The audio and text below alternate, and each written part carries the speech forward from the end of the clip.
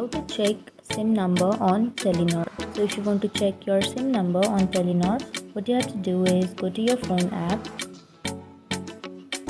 and then tap on the dial, and now you have to dial 7421. So after typing 7421, tap on call and then you will have your number. Another way to do this is, what you have to do is go to your messages, and after going to your messages you have to tap on start chat, and then on 2 you have to type 7421. So now under text you have to write for number.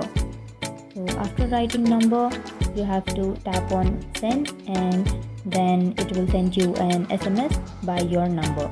So that's it guys, that's how you check your SIM number on Telenor. So that's it guys, that's how you check your SIM number on Telenor, and if you have any questions feel free to comment below. Thanks for watching.